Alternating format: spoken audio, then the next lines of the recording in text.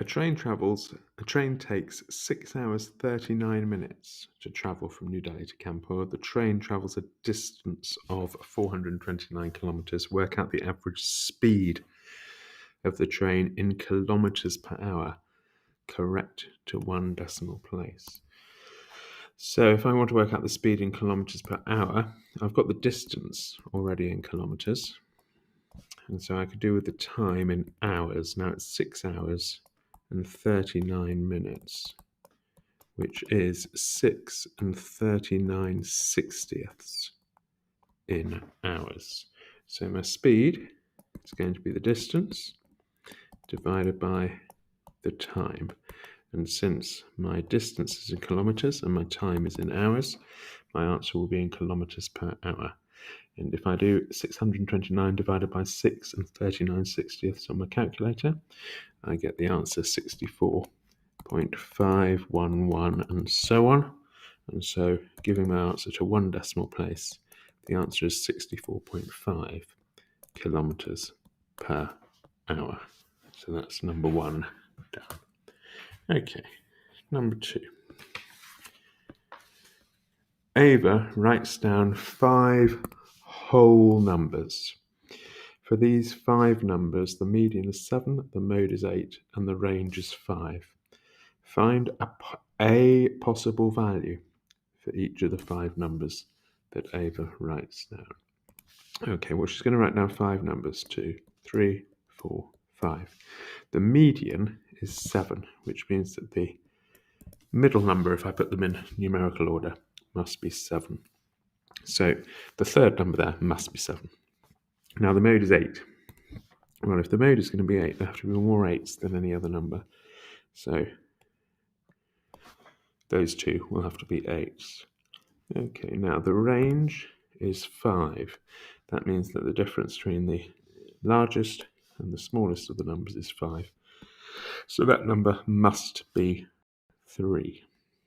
Right, what about this second number here? Well, if it were a 3, then there would be 2 modes, 3 and 8, so it can't be a 3. So it could be a 4, it could be a 5, or it could be a 6. If it were a 7, again, there would be 2 modes. So write down a possible value for each of the 5 numbers. So you could write down 3, 4, 7, 8, 8, or you might have written 3, 5, 7, 8, 8, or you might have written 3, 6, 7, 8, 8. So there are 3 possible answers there for number 2. Gladys buys a table for $465 and she sells it for $520. Work out the percentage profit. Give your answer to correct 3 significant figures. So we better work out the profit. Okay, and then we'll do the profit divided by the original cost times by 100, which gives me 11.8279, so on and so forth. So to 3 significant figures, 11.8%. Gladys has a sale in her shop. She decreases all the normal prices by 12%. The normal price is $5.50. Work out the sale price. So 550 is going to be decreased by 12%. So I'm going to have 88% of it left. So multiply by 0.88 and you get the answer, $484. On the grid, draw and label the straight line with these equations. Right, x equals 1.5 is going to cross the x-axis at 1.5. So it's going to look like that. Draw and label.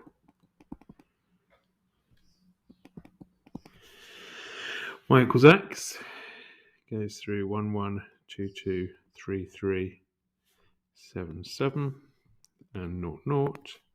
So it's going to look like that. And x plus y equals 6. It's going to go through 0, 6 and 6, 0. There we go.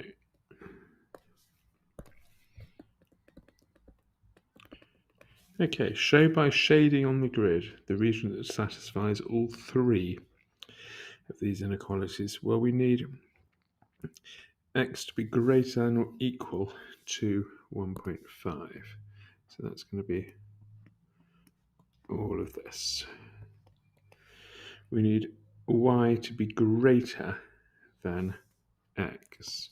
So we need to be here. Okay. And we need x plus y to be less than 6. So the region which satisfies all three inequalities, label the region R, is going to be this region here. And so I'm going to label that region R. Okay. Expand and simplify. So I'll expand these two brackets. 4x times 2x is 8x squared plus 20x minus 6x squared plus 9x gives me 2x squared plus 29x. Okay, given that that is true, work out the value of n. Well, 13 will come about by adding the two indices there and then subtracting the 6. So 5 plus n minus 6 must be 13, which means that n must be 14. Solve the inequality. Okay, I'll see which side has the least t, get rid of them. The left-hand side has 7t, the right-hand side has 2t, that's the least, so I'm minusing 2t from both sides. 5t minus 8 is less than 7. Add 8 to both sides, 5t is less than 15. Divided by 5t has to be less than 3. On the number line represent the solution set. Well, t has to be less than 3. So I wouldn't colour in this circle here. And I'd put an arrow that way so that t is less than 3.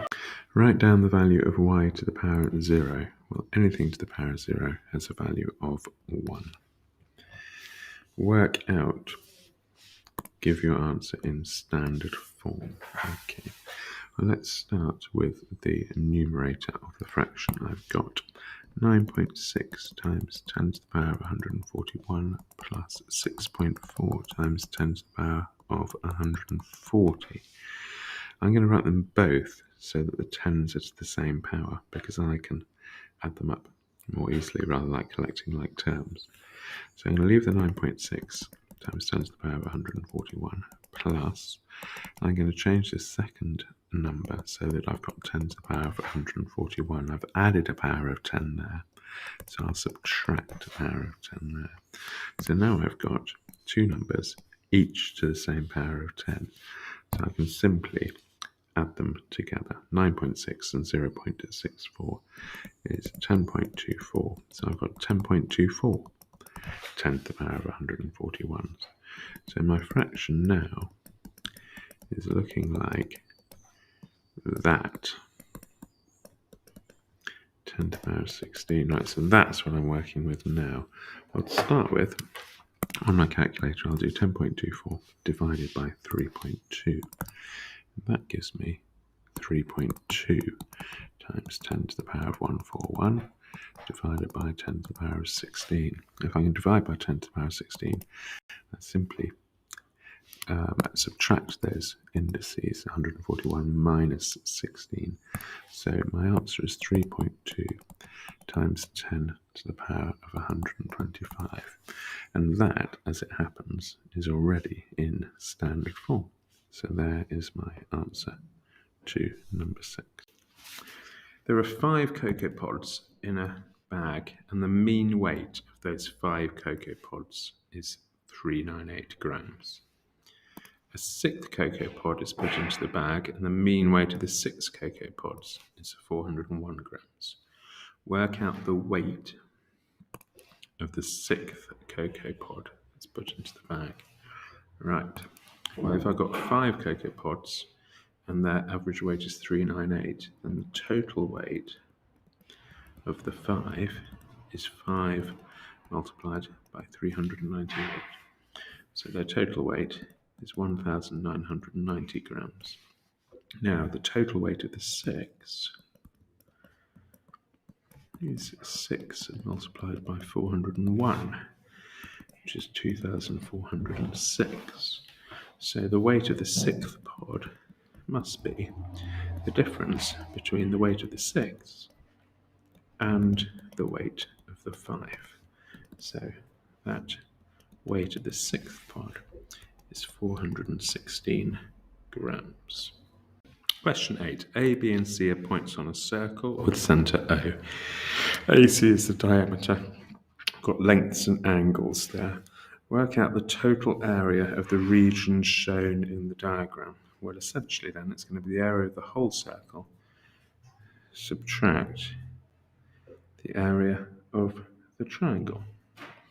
Now, to work out the area of the whole circle, it would be really useful to know what AC was, because half of that is the radius, and I can find AC by using Pythagoras. So AC is going to be the square root of 15 squared plus 8 squared, which is the square root of 289. So AC is 17. So that means that the radius of my circle is half of that, 8.5. So now I can find the area of the whole circle, which is pi times 8.5 squared. Brilliant. Well, that is 226.98, and so on. Now I need to subtract away from that the area of the triangle.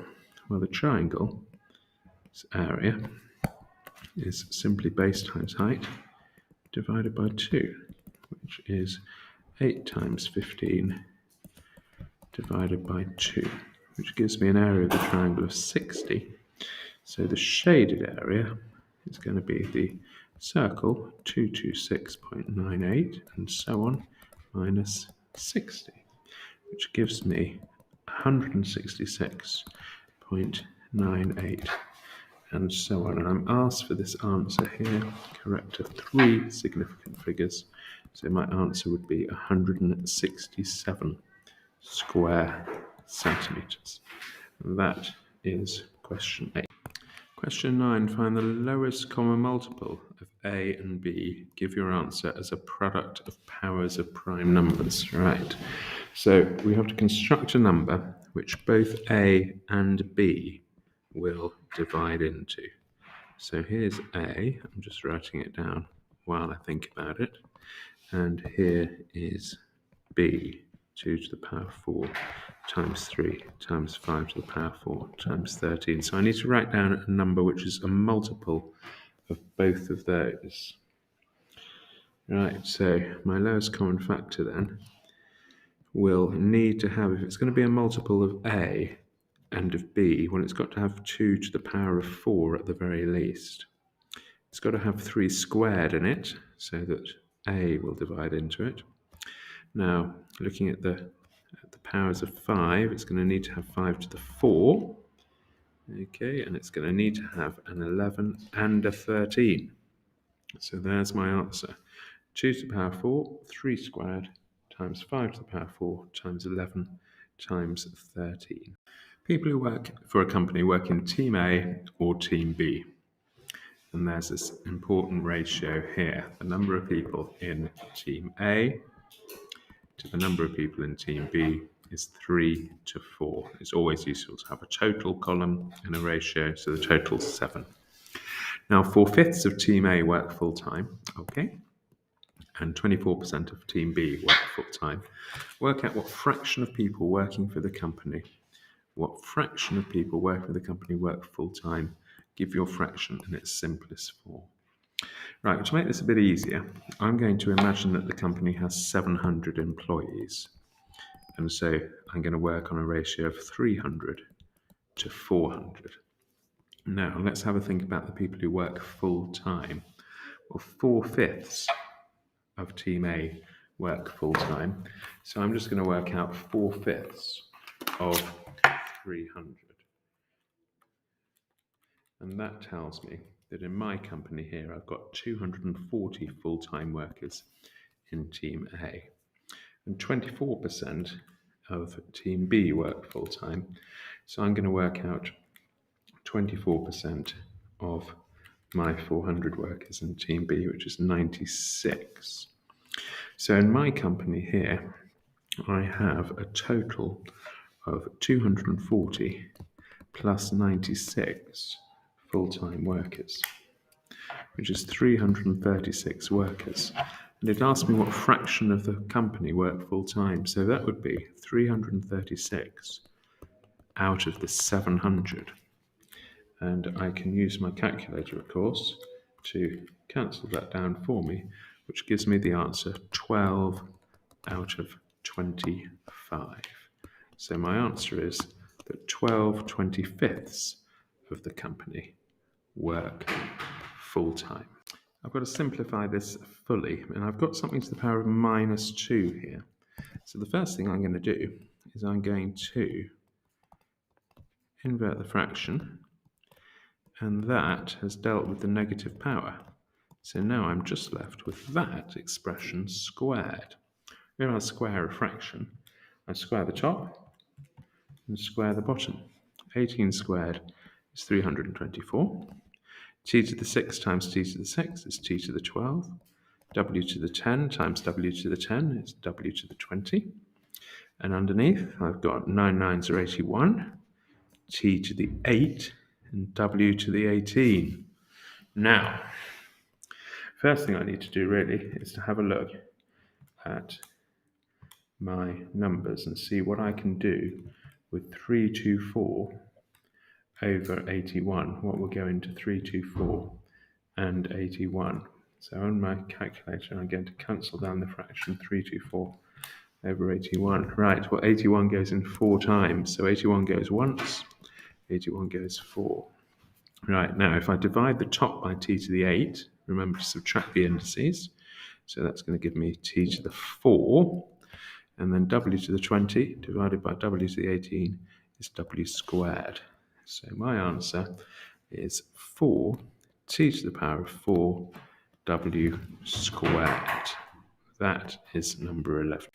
15 people were asked how long they had to wait for a bus. Here are the results. They're all in numerical order. Look, find the interquartile range. Okay, well, first of all, there are 15 people. I can count 1, 2, 3, 4, 5, 6, 7. So this is the median person who's waited 8. Now, the lower quartile, if I split this into half here, these bottom 7 people, there is the lower quartile, 4. And the upper quartile, again, split these upper lot in half. There's the upper quartile. So the interquartile range is 13 minus 4, which gives me an interquartile range of 9 minutes. Question 13, circle theorems. First thing I need to do is to find the value of m. M is this angle here. Now I've got angle at the edge, and the angle at the center is 124. So m, the angle at the edge, is going to be half the angle at the center, 62. Okay, so this one's 62. Right, find the angle n. This angle here. Well, I see that I've got a cyclic quadrilateral here, and so opposite angles of cyclic quadrilateral add to 180. So n must be 180 take away 62. So n must be 180 take away 62 gives me 118. 118. Okay, find the size of angle QPO. QPO, that's this angle here. Now, this triangle, OPQ, is an isosceles triangle because both of those lengths are radiuses. I've got 1, 2, 4 here, so I can find that length by using 180 on a straight line. So angle QOP QOP will be 180 minus 124. So that'll be 56. And then I can work out the angles there in the isosceles triangle, because I know that each of them will be 180, take away 56, and then I'll need to halve that answer. Gives me an answer of 62. There is question 13. Question 14. Okay, I've got to solve this equation. The first thing I'm going to do is I'm going to simplify the left-hand side by changing both of those fractions into 20th. So I'm going to multiply the top of the left-hand fraction by 4. So 4 lots of that. Minus, and the top of the right-hand fraction by 5. So 5 lots of that. That's going to equal 4.55. Okay, so altogether, how many 20ths have I got here? I've got, multiply out this bracket, shall I? 36a minus 28 minus 5 lots of 3a is 15a plus 35, because I've got a minus outside the bracket, equals 4.55. I'm going to multiply both sides by 20 now. I'm just going to give me 36a minus 28 minus 15a plus 35 equals 455. 4.55 multiplied by 20 is 91. Tidy up the left-hand side. 21a plus 7 equals 91. Subtract 7 from both sides. 21a equals 84. Divide both sides by 21, and a equals 4. So that is part A of question 14. Right, part B. Make C the subject. Right, well, first of all, I'm going to square both sides. So P squared is AC plus 8 over 3 plus C. Right, multiply both sides by 3 plus C. P squared multiplied by 3 plus C equals AC plus 8. Let's multiply out this bracket. 3p squared plus cp squared equals AC plus 8. Now I'm making C the subject. So I'm going to get everything with a C on it onto the left-hand side. Okay, so I'm minusing AC from both sides. And anything without a C on it, I'm going to get onto the right-hand side. So that's going to give me CP squared minus AC equals 8 minus 3P squared. Right, I'm going to factorize and then divide. So this is C lots of P squared minus A equals 8 minus 3P squared. Factorize and divide. So now I'm going to divide both sides by P squared minus A. So my answer is that C equals 8 minus 3p squared over p squared minus a. And that is my solution for part B. Histograms, question 15. A postman records the weight of each parcel he delivers. The histogram shows information about the weights of all the parcels that the postman delivered last Monday. No parcels weighed more than 6 kilograms. 63 of the parcels the postman delivered had a weight between 0.5 and 2. So this block has a frequency of 63. Now it has a class width of 1.5, so the frequency density will be the frequency divided by the class width, 63 divided by 1.5, which gives me 42. So this is 42. Okay, which means that I can read off the frequency densities of the other intervals.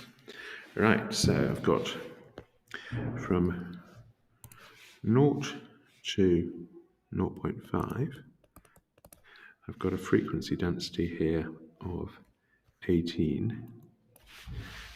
Okay, so the frequency is going to be 0.5, the class width, times 18.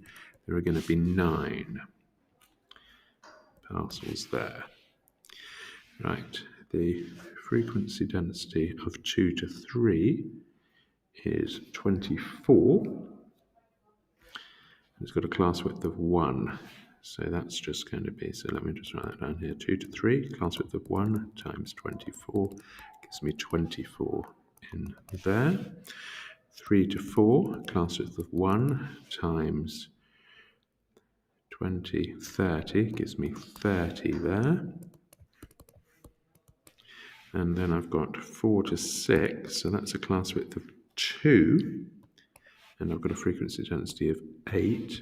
So that's 2 8s, means I've got 16 parcels there. So how many parcels did the postman deliver in total? Well, he delivered 9 plus 63 plus 24 plus 30 plus 16.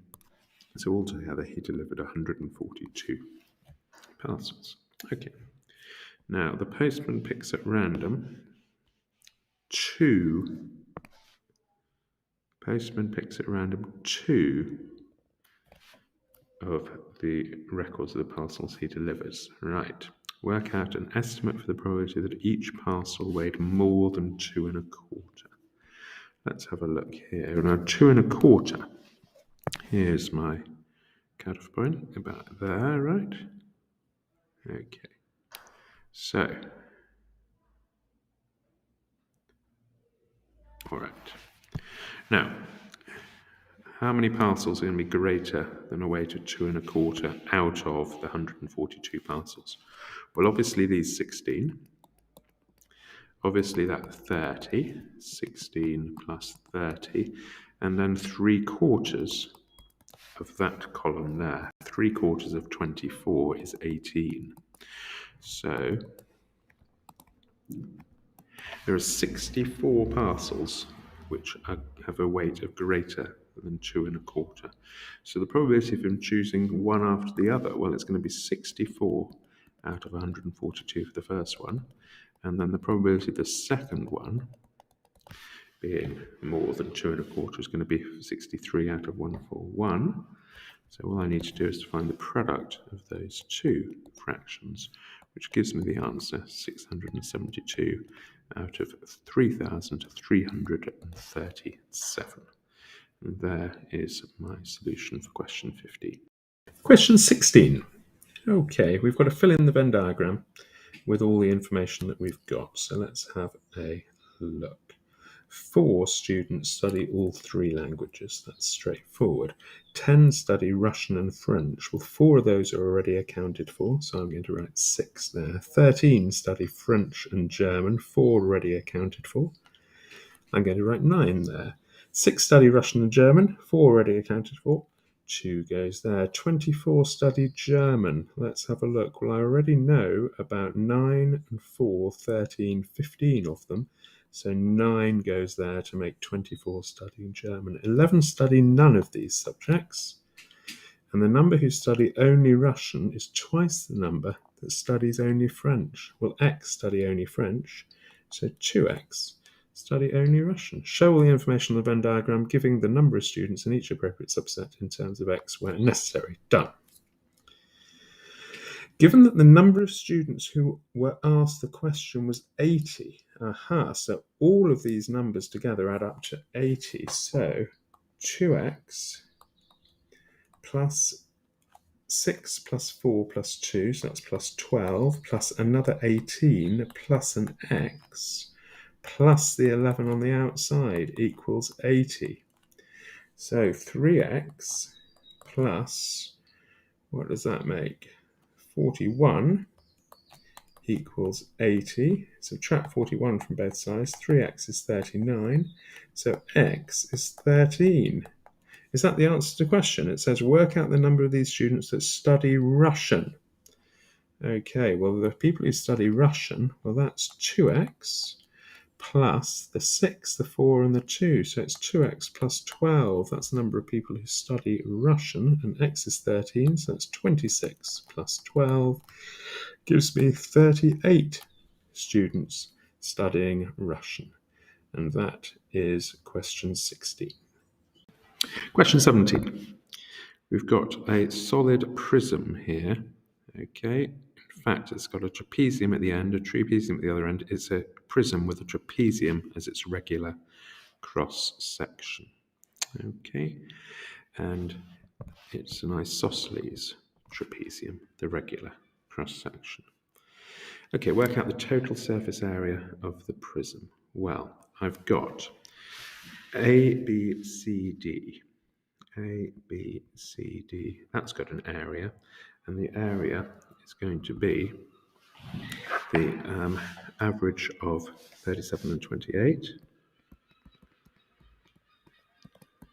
multiplied by 20. Okay, which means that each of those, that gives you 650.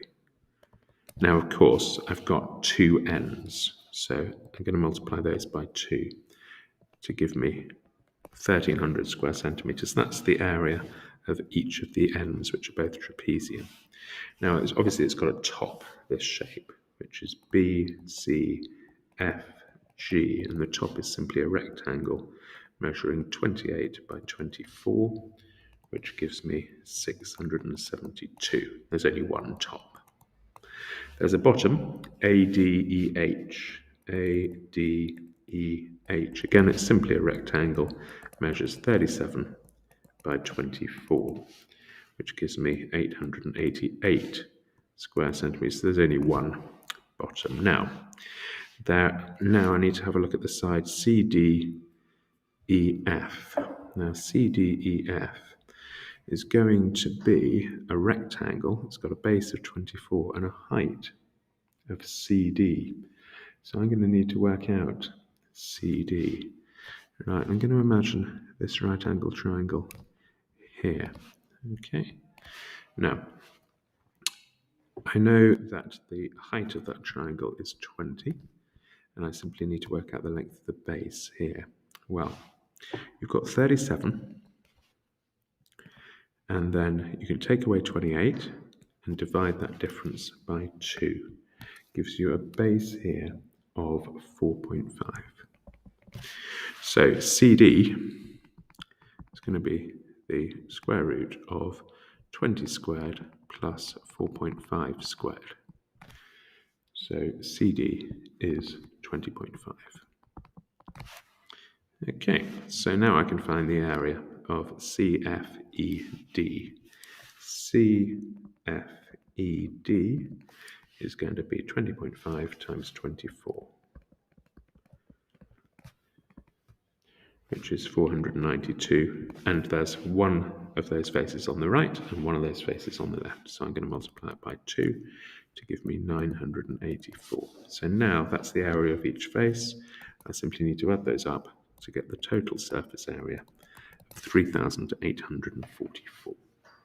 Okay, let's have a look at part B. Calculate the size of the angle between AF and the plane ADEH. Well, that's the bottom. So the size of the angle between AF, let me rub that out now, between AF, here we go, AF is there. So I need to calculate the size of the angle in that triangle, the size of this angle here. Okay, right, well, I'm going to start off by dropping a perpendicular there. That's going to hit that back edge.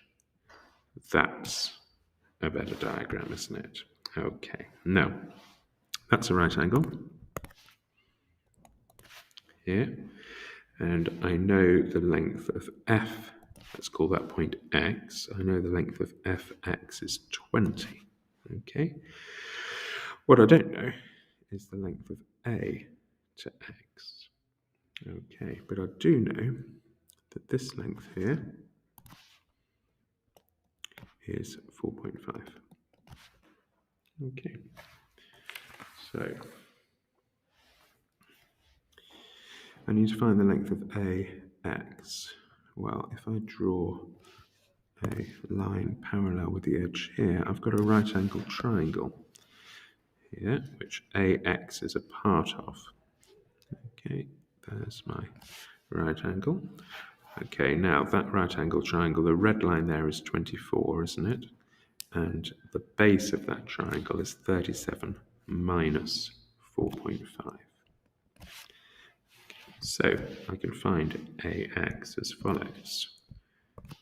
AX is going to be the square root of 37 minus 4.5 squared plus 24 squared.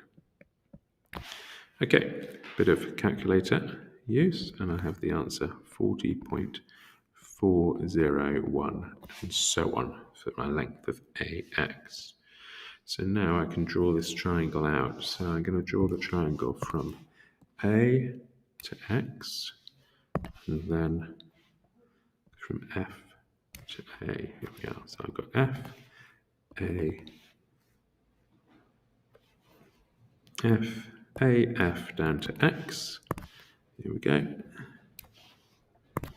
Okay, I've got AX of 40.401 and so on. I've got fx of 20, and I simply need to find that angle alpha. Well, it's going to be tan, isn't it? So tan alpha is the opposite over the adjacent. So work that out on your calculator. 20 divided by 40.401, inverse tan, and you have the answer of alpha equals 26.337 and so on. And I'm asked to give this answer to one decimal place. So alpha is going to be 26.3 degrees to one decimal place. And there is my solution to number 17.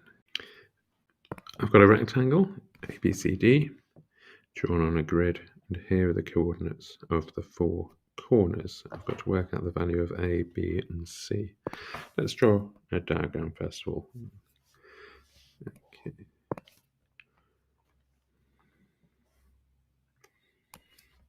Right, so I've got A at -4, -2. There it is. And I've got B at 1, 10. Okay, there's B. And so here's the line AB. Now let's have a look at this rectangle here, or at the gradient here. So I've got to go from A to B. I am going from -2 to 10, so I'm climbing 12 here. I go from -4 to 1, so that's 5 there. Okay.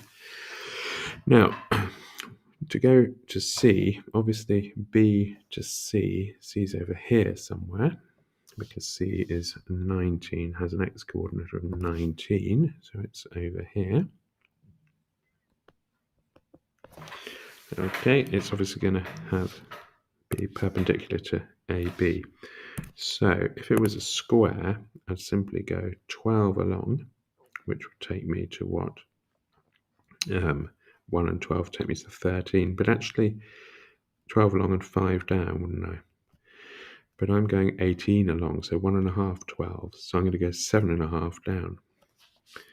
So it's going to look something like that, isn't it? Of course, my diagram isn't to a very good scale, but I'm going to have to go 12 along, 7.5 down. So, sorry, 18 along, 7.5 down. So this line here is going to be 18, and I have gone 7.5 down. Okay, so 7.5 from 10, so the point here, which is C, is going to be 19, 2.5, isn't it? Okay, right. Now, next, I'm going to find my way to point D. So that's going to be somewhere over here, where CD is going to be the same length as AB. So that means that I'm going to need to come 12 down. That's going to be 12. And I'm going to need to come 5 along here. It's going to be 5. So I've come 12 down from the 2.5. So that's going to be minus 9.5. This is D. Its y coordinate is minus 9.5. And its x coordinate is 14, 19, take away 5. So that is the point D. Let's see what it told me about D. Okay, so I have found that A, which is the y coordinate of C, is 2.5. And I have found that B, which is the x coordinate of D, is 14. That C, the y coordinate of D, is minus 9.5. Okay. Part B, calculate the perimeter in centimetres of the rectangle. Right, well, I've got two sides which are equal to AB, and AB is the hypotenuse of a right angle triangle with its sides 5 and 12.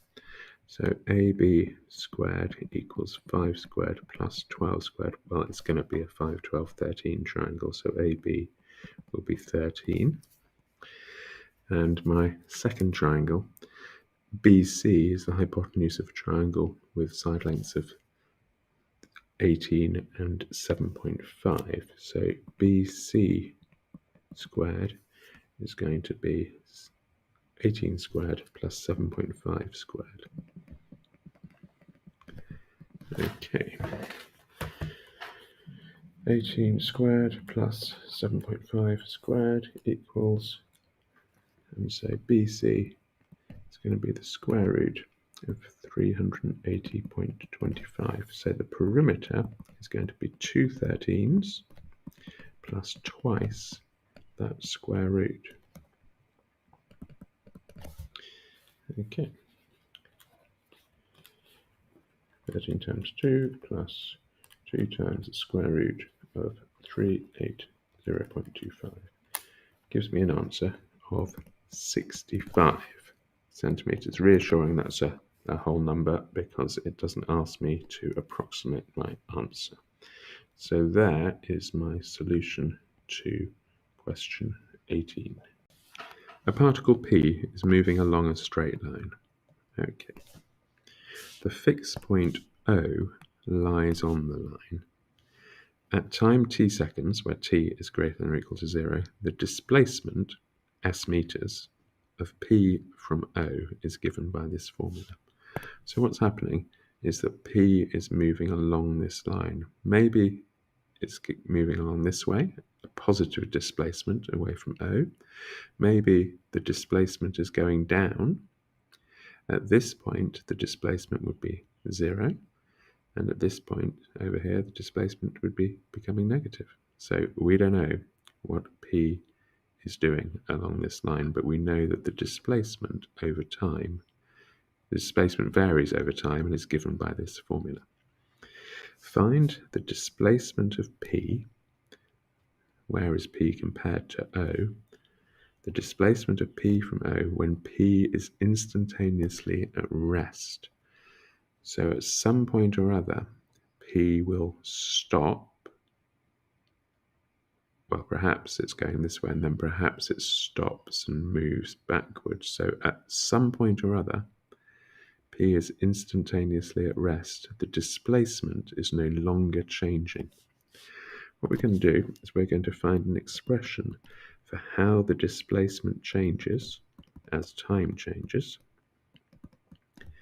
And then we are going to ask ourselves what value of t, when is the displacement not changing? At what values of t give us a rate of change of the displacement of 0? When is it instantaneously at rest? So I need to solve this equation here by factorising the left-hand side. It's going to be 3t and t. Be a plus and a negative here.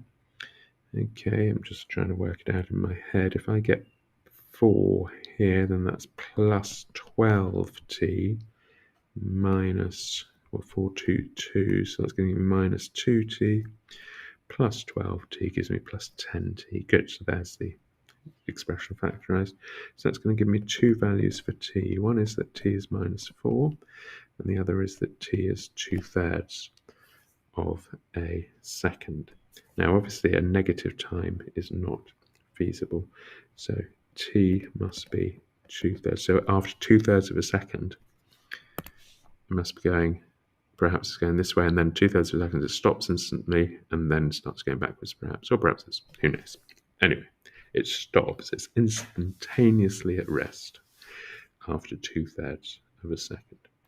Now I'm asked to find the displacement of P from O at that point.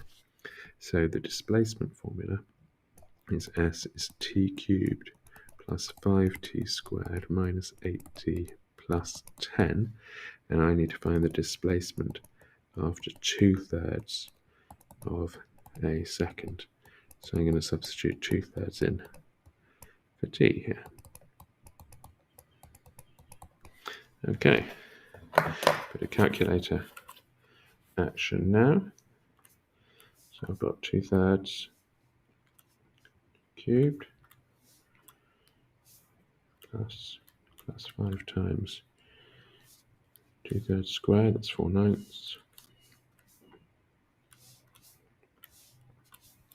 minus 16/3 plus 10,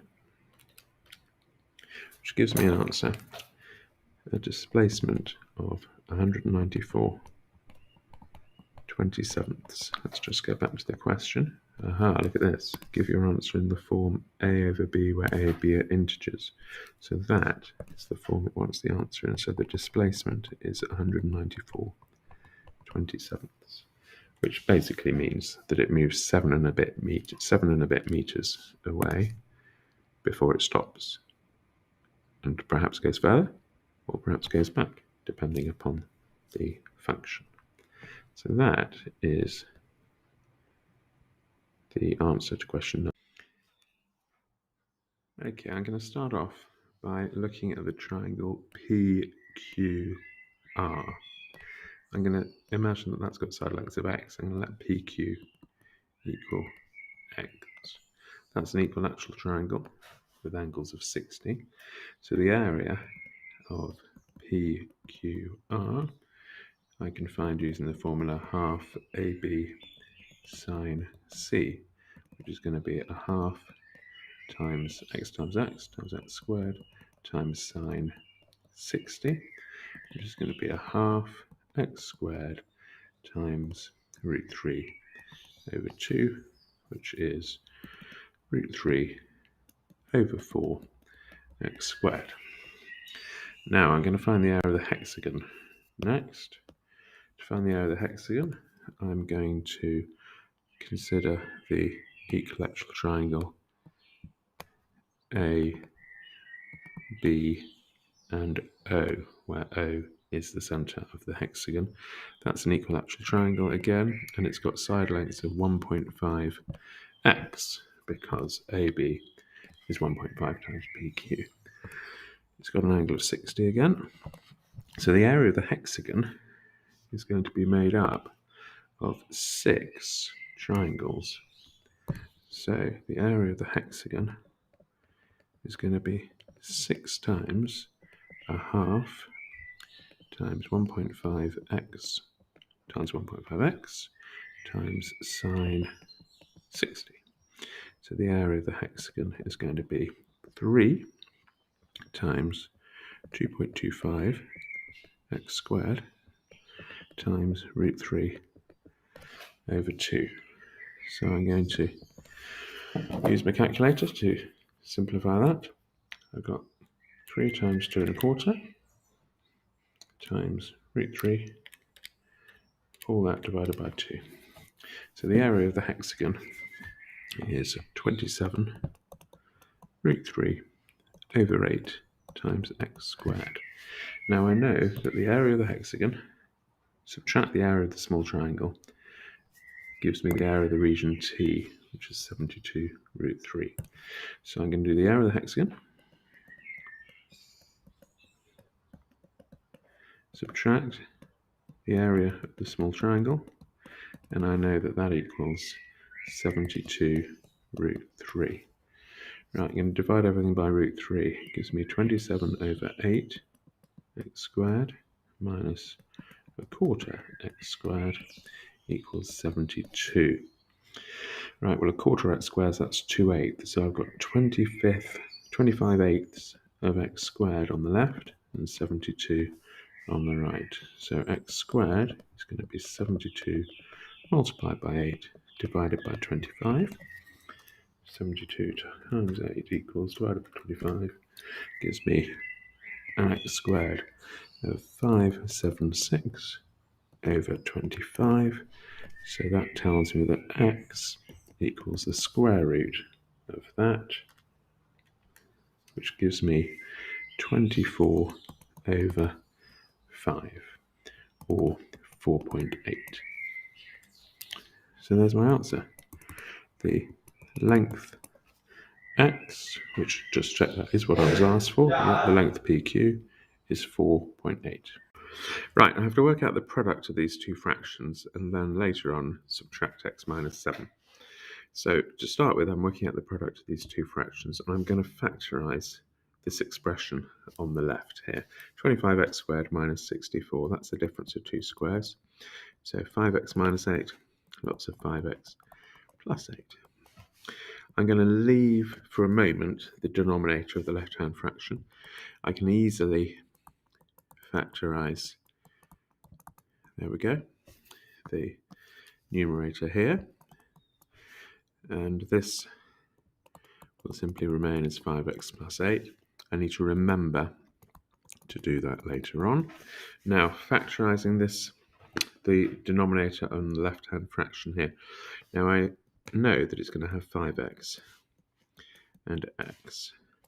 And I know that these two numbers have to multiply to minus 6. So we're going to have a plus and a minus here. Now, I have a sneaking suspicion that one of these expressions here might cancel into that one. So I'm playing a bit of a game now, right? If this was to be x minus 5, well, I couldn't do 5 times something to give me 6, so I'm guessing that that's going to be x minus 3.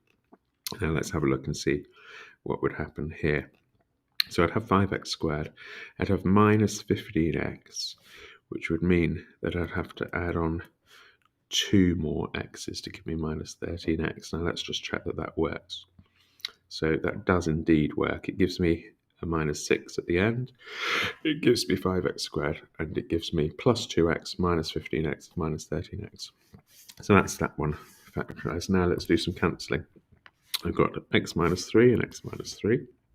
I've got 5x plus 8 goes in once, and 5x plus 8 goes in there. Okay, I can't see anything else to cancel. So on the top here, I've got 5x minus 8, lots of x minus 5, and that's over 5x plus 2. And I've also got to remember that at some point I need to subtract that away. Okay, right.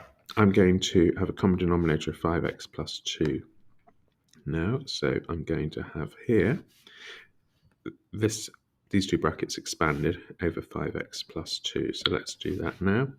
That's going to be 5x squared minus 8x minus 25x is minus 33x plus 40 minus, now I'm going to put x minus 7 over 5x plus 2, so multiply top and bottom by 5x plus 2.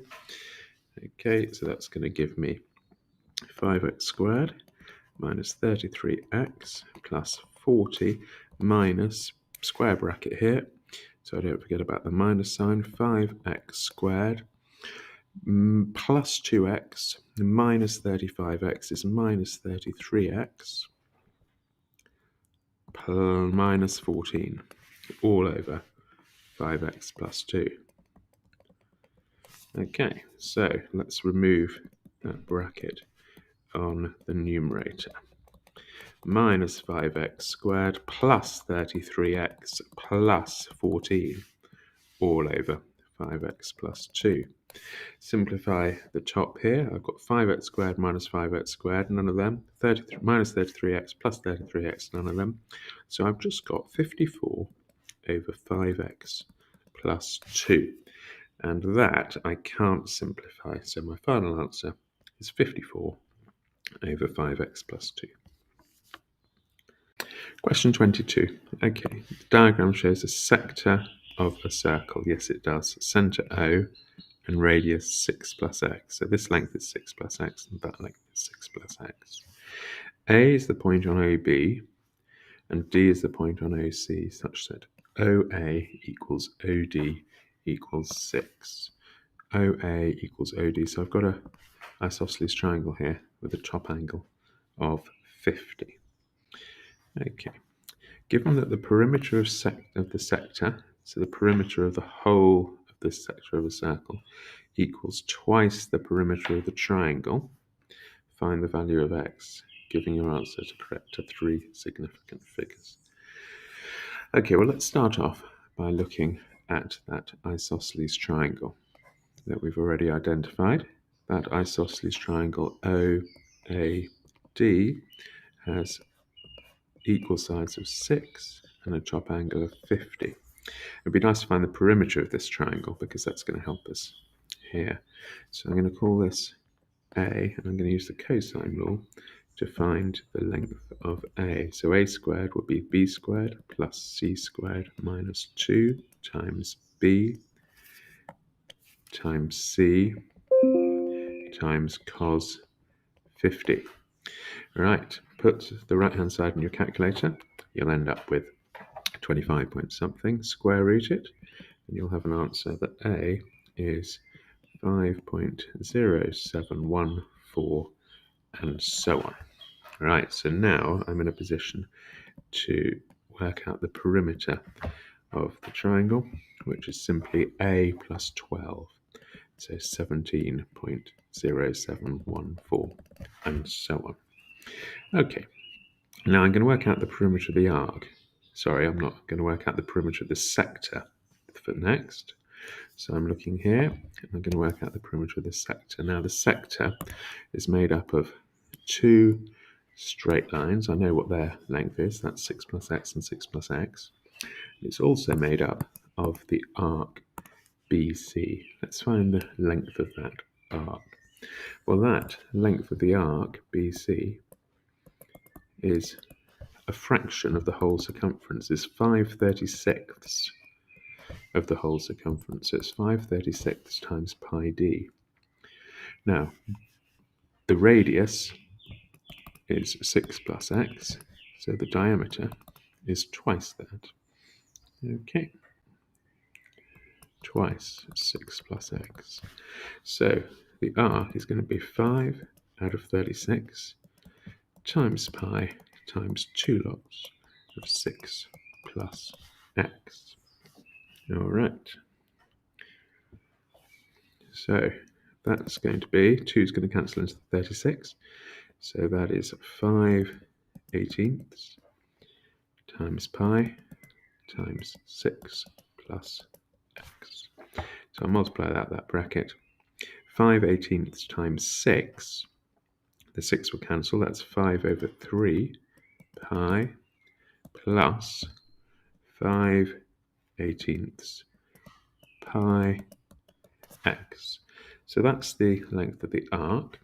So the perimeter of the sector is going to be the arc plus a radius and a radius. So the perimeter of the sector is going to be 5/3 pi plus 5/18 pi x plus x plus 6 and x plus 6, so plus 2x plus 12. Okay, let's go back to this. You see here that we have the perimeter of the sector, which we worked out here, and that is equal to twice the perimeter of the triangle. So, the perimeter of the sector, 5/3 pi plus 5/18 pi x plus 2x plus 12, and that equals twice the perimeter of the triangle. The perimeter of the triangle is 17.07, and so on. So I have got, on the right-hand side, 34.14, and so on. And on the left-hand side, I've got 5 pi, 5/18 pi x, plus 2x plus 12. Right. Now, let's make x the subject of this, shall we? So I'm going to keep my terms with x over here. So I'm going to have 5x, 5/18 pi x plus 2x. And I'm going to subtract from both sides. I'm going to subtract the 12. And I'm going to subtract 5/3 of pi. Okay.